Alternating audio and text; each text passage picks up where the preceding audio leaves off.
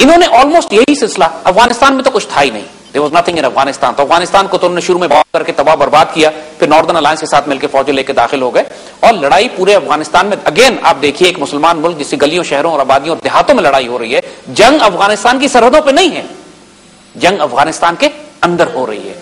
یہی عراق میں جنگ عراق کے اندر ہو رہی ہے، سرحدوں پہ نہیں ہو رہی. یہ فورتھ جنریشن وارفیئر ہے کہ جنگیں سرحدوں پہ نہیں لڑی جائیں گی. انہوں نے پاکستان میں 2007 کے بعد جو اپنی fourth generation warfare strategy Pakistan کے خلاف بلڈ کی، اس میں انڈینز اور امریکن ایکسس دونوں شامل تھا. آپ کو یاد ہوگا کہ 9/11 کے بعد جب امریکن نے ہمیں تھریٹ کیا تھا کہ ہم تم کو اسٹون ایج میں واپس بھیج دیں گے، آر یو ود اس اور آر یو اگینسٹ اس، تو اس وقت انڈینز نے آفر کیے تھے بیسز امریکنز کو کہ آپ آئیے، ہم بیسز دیتے ہیں اور آپ پاکستان پر حملے کیجیے. اور 2007 کے بعد سے جب امریکنز نے پاکستان یا افغانستان میں اپنا جو اثر و رسوخ تھا اس کو استعمال کرتے ہوئے جو بہت بھاری تعداد میں انڈینز پہنچ گئے، اور امریکن CIA امبریلا کے نیچے جو انڈینز نے تحریک طالبان کو تیار کیا، دہشت گردوں کو تیار کیا، بلوچستان لبریشن آرمی کو سپورٹ کرنا شروع کیا، امریکن نے الیکشن کرا کے سب نیشنلسٹ حکومتیں 3 پروونسز میں قائم کی، اور مرکز میں ایک کرپٹ اور انکمپٹنٹ کمزور حکومت قائم کی، جس کے ذریعے اب وہ یوگوسلاویا ڈاکٹرن کو امپلیمنٹ کرنے کے انسٹرومنٹس انہوں نے جگہ پر بٹھا دیے. فرنٹیئر کے اندر عوامی نیشنل پارٹی کی حکومت آئی، وہ عوامی نیشنل پارٹی جو پاکستان کی آئیڈیالوجی کو تسلیم ہی نہیں کرتی، انہوں نے مانا ہی نہیں کبھی پاکستان کو، پاکستان کا قومی ترانہ پڑھتے ہی نہیں ہے، پرچم کو سلوٹ ہی نہیں کرتے، ان کی حکومت پورے فرنٹیئر میں آ گئی. نیچے فرنٹیئر میں تحریک طالبان کے دہشت گردوں کو سپورٹ کر کے پاکستان کی سرحدوں کے اندر ایک ہائی انٹینسٹی جنگ برپا کر دی. یعنی وی ور ٹیکن بائی سرپرائز کہ سوات ہاتھ سے نکل جائے گا، ٹرائبل ایریاز ہاتھ سے نکل جائیں گے، مالاکنڈ بنیر میں داخل ہو جائیں گے یہ لوگ سارے، جا کے مردان تک پہنچ جائیں گے، سب سے پیسفل ایریاز تھے، اور پیسفل ایریاز. اور اس کے بعد پورے پاکستان میں خونریز خودکش حملوں کی ایسی لہر شروع ہوگی کہ ہزاروں کی تعداد میں پاکستانی شہید ہوں گے، سینئر آرمی آفیسر شہید ہونا شروع ہو جائیں گے، جنرل اور لیفٹیننٹ جنرل ٹارگٹ کلنگ ہو جائے گی. اور اس کے بعد پاکستان کی سیکورٹی اسٹیبلشمنٹ، ہمارے بچوں کے اسکول، ہاسپٹلز، بلکہ جنازے. یعنی اس وار میں کوئی رول نہیں ہے. یہ اتنی دہشت گرد اور اتنی ناپاک جنگ تھی جو ہم پہ مسلط کی گئی. دوسری طرف جو کرپٹ اور انکمپٹنٹ حکومت تھی، اس نے اکنامک اسٹریٹجی اس کے پاس کوئی تھی نہیں. اس کی اکنامک اسٹریٹجی صرف یہ تھی کہ IMF سے قرضے لے کر اتنی بھاری اور خفیہ شرائط پر کہ اب اس کے نتیجے میں پورے ملک کے اندر بجلی مہنگی کرو، اس حد تک دیوانگی کے حد تک بجلی مہنگی کر دو کہ عام آدمی کی انڈسٹری کی کمر ٹوٹ جائے، تباہ برباد ہو جائے ملک. پھر گیس، پریکٹیکلی گیس جو کہ ملک میں پیدا کرتے ہیں، اور امپورٹڈ پیٹرول ایک ہی قیمت تک کر دیا انہوں نے، ڈیزل ایک ہی قیمت تک کر دیا انہوں نے. نتیجہ یہ ہوا کہ لوکل انڈسٹری، اکانومی، ٹرانسپورٹ، آپ جو کرٹیکل انفراسٹرکچر ہے جو انرجی سے چلتا ہے، پاور سے چلتا ہے، جب اس کو بٹھا دیں آپ تو پورے ملک کی اکانومی ایسے بیٹھ جاتی ہے. آج تک قوم کو نہیں پتا کہ IMF نے کن شرائط پر ہمیں قرضے دیے ہیں. یہ $20 ارب لے چکے ہیں قرضے، اور خفیہ شرائط پہ ہر کیری لوگر بل بیچ میں آیا سب اسی. اور جو کیری لوگر بل کے ساتھ جو شرائط اٹیچ کی گئی تھی وہ اتنی شرمناک تھی کہ جس کے بعد پوری قوم بھڑک کے اٹھ گئی. لیکن واٹ پیپل ڈونٹ ریئلائز از کہ اس پوری فورتھ جنریشن وارفیئر میں ایکسس کون کون سے ہیں.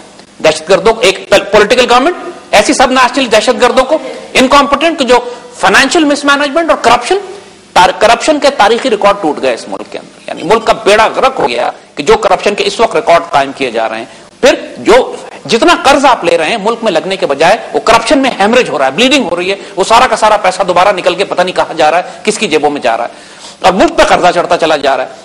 صوبے لڑ رہے ہیں آپس میں 10-10 ارب روپے کے لیے. NFC ایوارڈ ابھی تقسیم ہوا ہے، اور NRO کے ذریعے 1000 ارب کی کرپشن معاف ہوئی تھی. صرف اس سے اندازہ کریں آپ کہ NRO تو خیر مثال آپ کو یہ بتانی ہے کہ یہ جو اسٹریٹجی اس وقت بھی جو حکومت اپلائی کر رہی ہے، کن ہتھ کنڈوں کے ذریعے کام ہو رہا ہے. تیسری چیز سائیوپس ہے، میڈیا سائیوپس، کہ جناب پورے ملک میں کانسیپٹ یہ بلڈ کر دو کہ جی ملک تباہ ہو گیا، ٹوٹ گیا، برباد ہو گیا، ملک میں کچھ بچا ہی نہیں، ڈی مورلائز کر دو قوم کو اتنی کہ ان میں کوئی ریزسٹنس باقی ہی نہ رہے. اس کے بعد ایک بہت بڑا ایلیمنٹ جو ملک میں فوڈ رائٹس کرانے کا، ملک کی فوڈ سپلائی خطرے میں ڈال دو. سب کو معلوم ہے کہ کارٹیل تھا چینی والوں کا کہ جنہوں نے پورے ملک کا بیڑا غرق کر کے رکھ دیا. چینی 100 روپے کلو بکی، 70 روپے کلو بکی، وہ چینی جو 20 روپے 25 روپے کلو ملک میں بکنی چاہیے. اور چینی ملک میں ہے، ہم دنیا کی سب سے بڑی گنے کی کراپ پیدا کرتے ہیں. Everybody knows it. اور یہ سب کو معلوم ہے، میڈیا میں بھی آئے گا کون کون کارٹیل انوالوڈ ہیں، اور یہ سارے حکومت کے لوگ ہیں. سارے وہ لوگ چاہے اپوزیشن میں ہو یا حکومت میں ہو، یہ سب شامل تھے. They were part of the strategy to do this. ساتھ ساتھ انرجی، یعنی پاکستان میں اللہ تعالیٰ نے اعلیٰ ترین ریسورسز دیے ہیں ہم انرجی پیدا کرنے کے. اس کے باوجود بھاری کاسٹ کے اوپر رینٹل پاور پلانٹ کا فراڈ شروع کیا گیا، جو ملک کے اندر بیڑا غرق کر دیا گیا جو ہماری انرجی سسٹم کا کہ لوڈ شیڈنگ اور اس کے ذریعے بجلی ہے ہمارے پاس مس مینج ہے, کرپشن زیادہ ہے, ڈیلیبریٹ اسٹریٹجی کے ذریعے فرسٹریٹ اتنا کیا ہوا ہے لوگوں کو.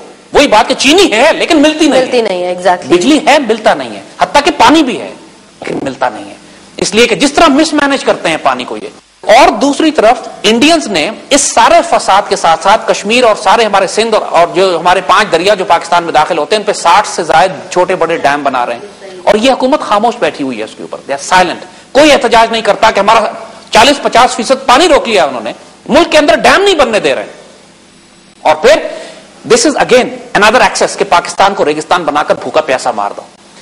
یہ ساری 4th جنریشن وارفیئر اسٹریٹجیز ہیں کہ جس کے نتیجے میں پاکستان کے شہروں کے اندر صوبوں میں تصادم کروا کر, دہشت گردی کو سپورٹ کر کے, پانی روک کے, فوڈ سپلائی خراب کر کے, IMF کے ذریعے ان شرائط پر لا کے بجلی پانی اور گیس مہنگا کر کے, اور ملک کے اندر انرجی رائٹس کروا کے, واٹر رائٹس کروا کے, فوڈ رائٹس کروا کے اس حد تک کمزور کر دو ملک کو, اور پھر دہشت گردی کو سپورٹ کر کے فیڈرل آرمی کو مجبور کریں کہ اپنی سرحدوں کے اندر ہائی انٹینسٹی کانفلکٹ لڑیں. اس سارے کیوس اور انارکی کے بعد کہ جب بالکل پٹھا بیٹھ جائے گا پورے ملک کا, تو اس وقت انڈینز اپنی کولڈ سٹارٹ اسٹریٹجی ڈپلوائے کریں گے.